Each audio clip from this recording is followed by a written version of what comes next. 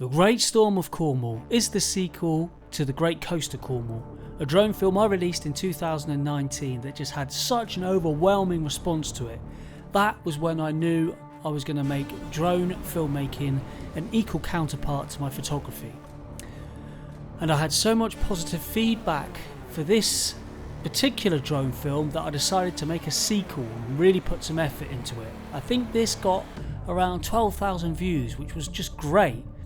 And I also got a little bit of recognition on the Airbus website, which is a really big website for drone filmmakers to upload to and get rated. TimeLab Pro, for instance, have a huge team.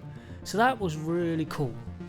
So I decided I wanted this film to be very actiony, all about storms, all about waves, and it just suddenly came to mind Porthleven. That is one of the biggest spots. People come from all over the country to shoot at Porthleven.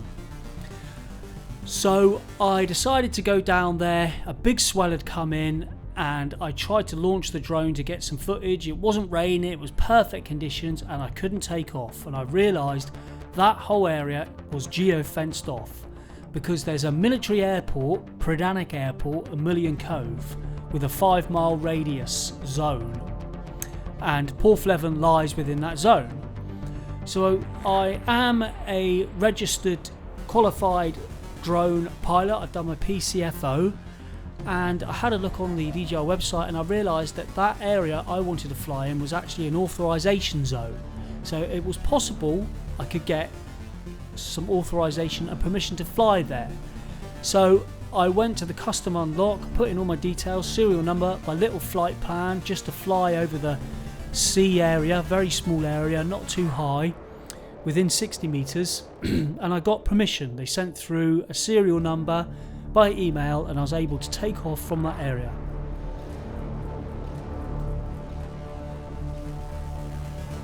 Now Porthleven is famous for its huge swells, and what comes with huge swells is big winds. So there was a few returns before I actually achieved anything that I could use or even get the drone up in the air. And it's just finding a middle ground, you know? You want big waves, but you don't want to destroy your drone or just have shaky, unusable, bad quality footage. Now this is another part of the coast called Porth Chapel near Bude, and this is the type of thing that can happen. An hour before that, it was clear blue sky. The waves here were so clean, and you can't really tell how big they are, but they are big. But just so mesmerising and beautiful to watch. I love this area, and it was just non-stop. They were coming in set after set, and again this was another day of waiting around for it to stop raining, but I got the footage in the end and in the mist, so that was even better. So really successful. Here we go, they're building up again, they're coming in. It is covering the whole length of the pier. I think it's because it's a full moon. So yeah, I get a little overexcited. Because I've never seen it this far into the beach. Here we go, we've got a set coming in. I can see them rolling in from the distance. Oh, the action is unbelievable. And as you can hear, I'm filming on my mobile, and that wind isn't too bad. So I was really lucky to be able to fly in these conditions. This is why I can shoot at 16 to 35 mil. Because look at this, we're getting pier cover. Jesus Christ! This is unbelievable! Oh my God! Woo! Oh, I've never seen it like this.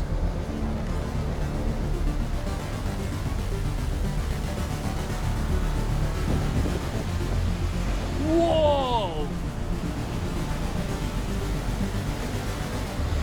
Unbelievable.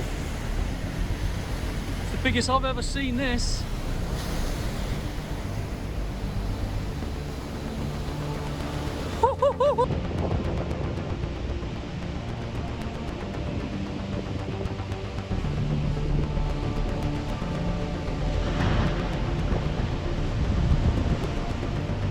I just love the sound of the thunder. It literally is the most exciting sound, that rumble. I love it. I could sit there all day watching it.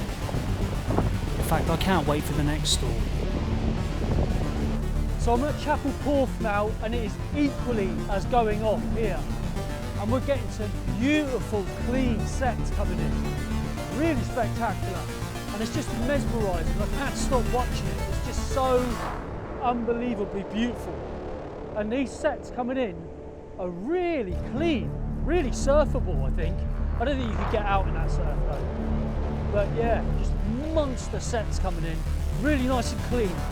So I'm at Chapel Porth, and there's a couple of old mill houses up there on the cliff. So I'm going to get back down this side of the cliff and go up that side of the cliff and see if we can get some like old mill house foreground interest.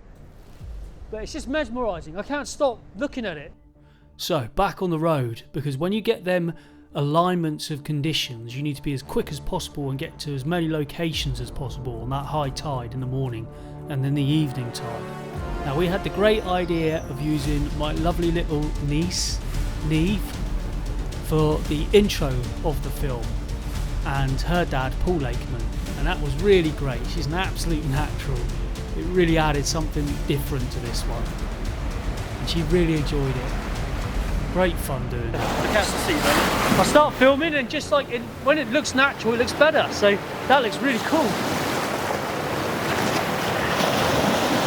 Are you ready? Yeah, I'm filming. So you just pretend to be having fun, like, Dad, what are you catching? That's it. That looks so cool, mate. Looks so cornish. That's awesome. That's it. That's it. So you can walk past the camera, that's it. Woohoo! That's it, now past the camera. So you got to pretend the camera. Now I've got the funny story for you. Well, it's not so funny for me, but I did end up losing a drone, Maverick 2 Pro, so a little bit upsetting, and that was at Cape Cornwall, which is probably one of the most brutal parts of the Cornish coastline, because you have this cove and huge cliffs behind you, and it creates all these strange types of wind tunnels and vortexes, and the conditions I went out in, it was just stupid to try and fly in them. As you can see, the waves were huge. This was low tide, but at sea level it didn't feel like it was that windy, so I launched the drone and I went straight out towards them rocks, and I was out there for about 5 minutes. It was fine, but then I could feel this pull just pulling the drone out to sea really, really fast, like I was in a wind tunnel. So then I tried to fight that wind tunnel by flying back in, directly back towards me, and it just was not happening. I could see the drone battery just getting smaller and smaller so quick. And that was when I realised I was probably going to lose my drone. And I think I was caught in the same kind of thing a surfer gets caught in. It's a type of riptide, because I could fly out with the wind and go around the coastline, back around.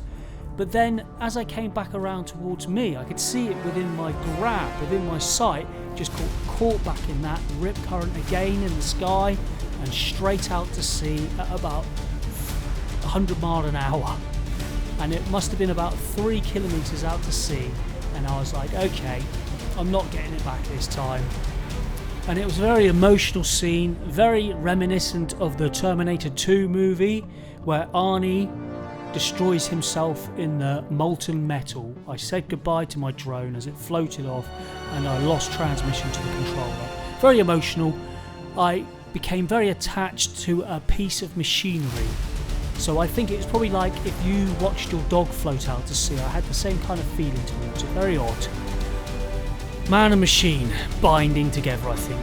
Probably the end of humanity as we know it, just like the Terminator movie, becoming too emotionally attached to a piece of technology.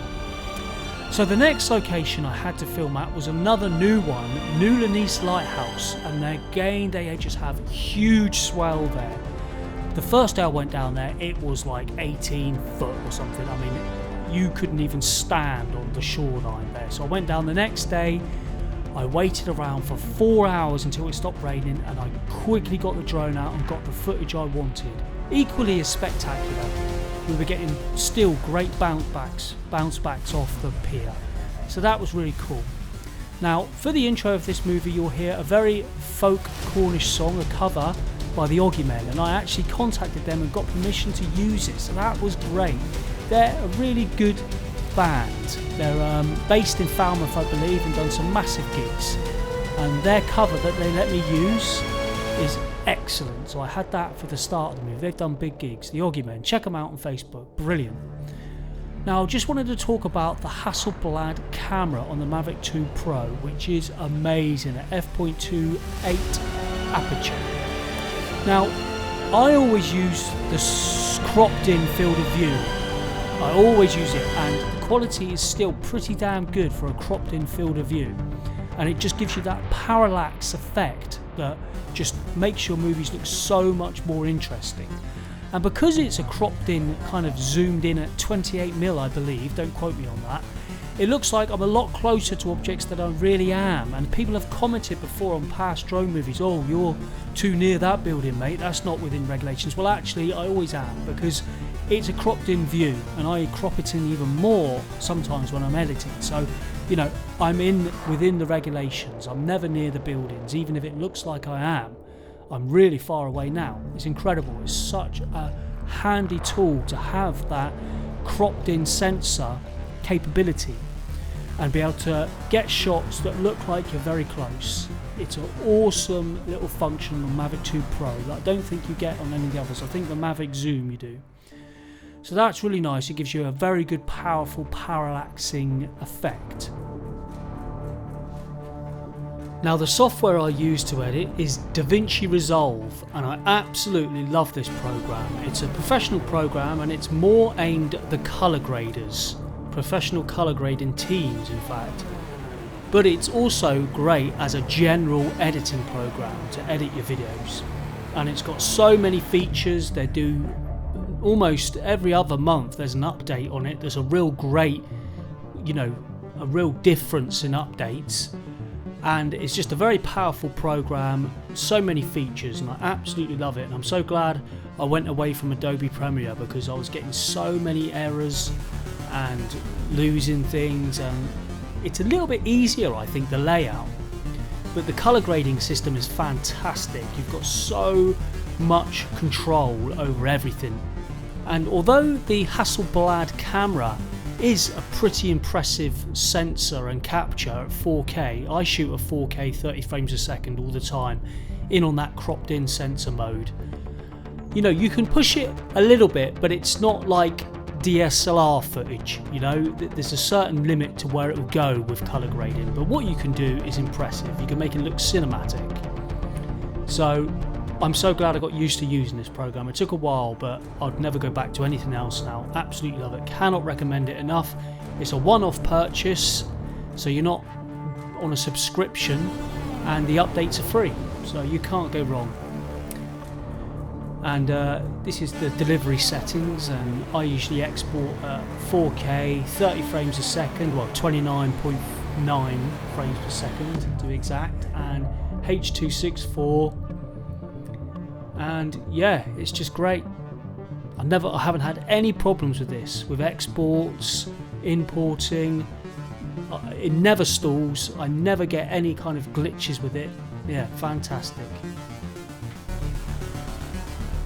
So this is the famous Sennen Cove, and along this coastline is where the RMS Mullum shipwreck is, as you can see there. And it was extraordinary conditions. It was windy, but not too windy. As you can see, as I'm flying there, I'm having to correct the areas as it's pushing me into the cliffs. So it is harder than you think to get smooth footage, and out of all of this footage you only get 10-15 seconds of things you can use. But I was so happy I got some shots there, and I got some real nice low down shots. It's a bit dangerous position, but I know this coastline well. I know the sets, and I know where to run. And there is just debris of this ship everywhere, and what's unbelievable is that is not even half of it there. It was huge, the original structure. I believe they actually got a lot of it up the cliffs. Now this is a collection of my favourite storm pics in the past couple of years in this area, and I'm so pleased with these. Some of my favourite, that's Godrevy Lighthouse, Metallic Mines.